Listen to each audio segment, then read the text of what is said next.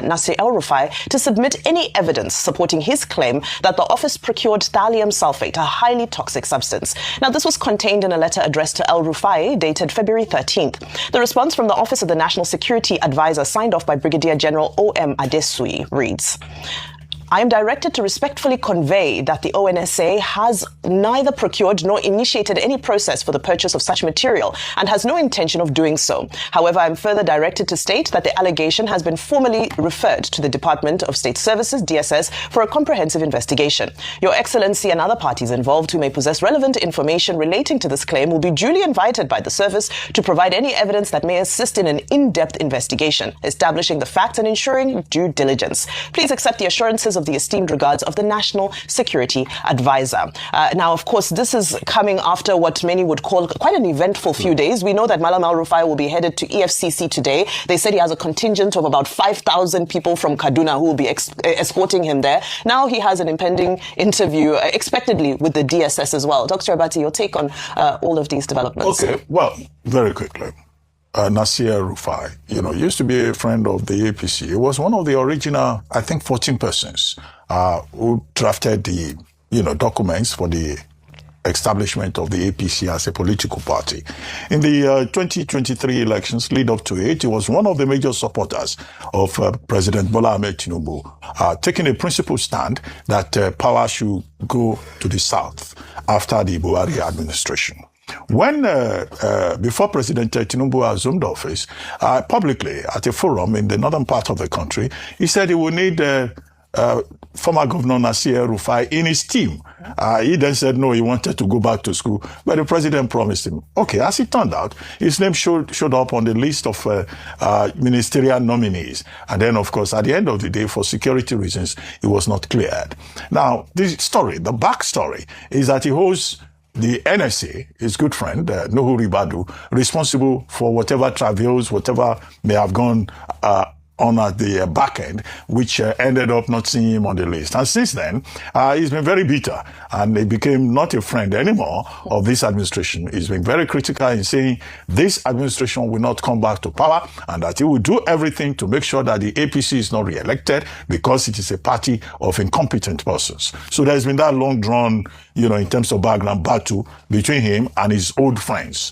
Now, the matter came home to roost over the weekend when he returned from a trip abroad, and there was an attempt to seize his passport at the airport and to invite him for questioning by the Department of State Services, on the basis of which he now granted an interview and said he was very sure that his old friend, now turned adversary, Nuhu Ribadu, NSA, is the one behind all of this plot. So that's the background of it. But the other things that then came up is the memo he wrote. He wrote the request for clarification on January 30. It was received February 11.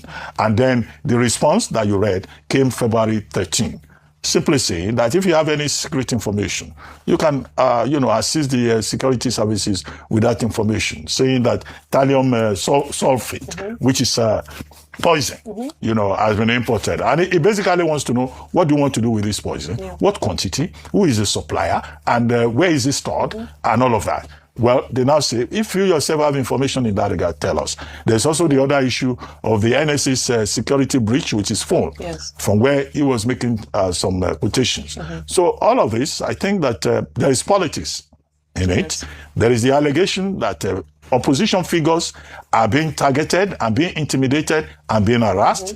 3, that the attempt to arrest him at the airport did not follow due process. Although, there can be circumstances. A letter can be written to you. There's another category where you can be arrested, based on the circumstances. But that's neither here nor there. But the important thing is to say the opposition should not be harassed. 2, those who have information with security implications, the best place to do this, as someone who had served in government in different capacities over the years, he knows how it also works at that level, is to, seek, provide support in terms of information for government. Okay. All right. Well, as we are talking about opposition figures, there are several developments. Now, let's turn our attention to Peter Obi, ADC chieftain and former presidential candidate, who was the topic of conversation after a video of him issuing a stern warning to anyone who intends to rig the upcoming elections. In the viral video, he accuses the federal government of sabotaging his efforts to clinch a presidential ticket and assured that those who fail to count votes will be counted. See the democracy. We will do that democracy.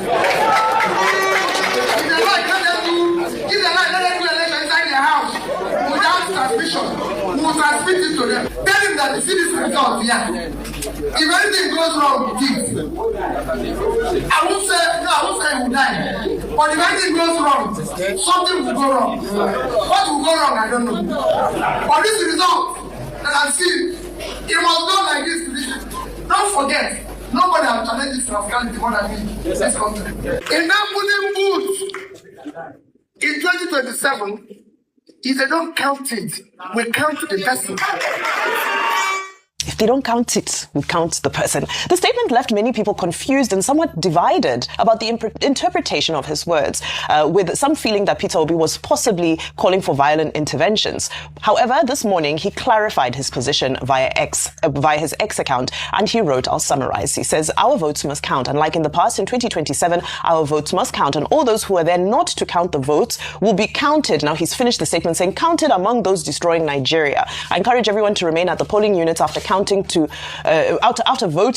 count and witness the counting and transmission of results. Those who refuse to allow the votes count will be made to count the full weight of the law against rigging. So he said, to reiterate, if you do not count our votes, we will count you among those who destroy our democracy. And the statement goes on, but I think it was a very important clarification because social media went quite wild with some people saying, counted as what exactly? But he has clarified his statement. So the question we should ask, should we have people rig elections in the first place? Why are we deceiving ourselves?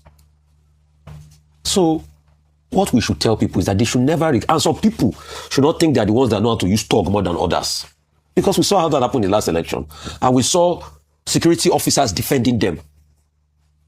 We saw the hurt, the killings they did because they feel they have the monopoly of violence.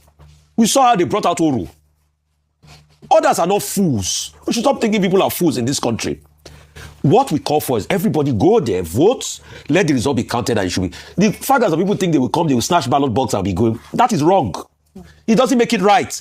Nobody has the monopoly of violence. It should be the state, and that's why the state should caution those people. But we don't want a repeat of what happened in the last election. That police will be there, will be looking like Lukuluku Bantashi. And you will see people, they will snatch ballot box, they will go away, they will say they can't do anything. Police officer will be telling you that there are many, I can't go after many of them, there's only me, one that is here. It must not happen. Simple. As regards Ribadu and his brother, as far as I'm concerned, Telefaro Timi has written that don't die in their war. These two people were like Siamese twins conjoined before. At a point in the past, El-Rufai's aspiration was greatly supported by Ribadu. Ribadu was his number one man. But when they fell out, the only reason why you've not heard from Ribadu is that he had not been in the limelight for a while. Now that he's back in the limelight, that's why you are hearing the fights. So both of them will know how to settle themselves. They've tried to settle them in the past. They don't settle.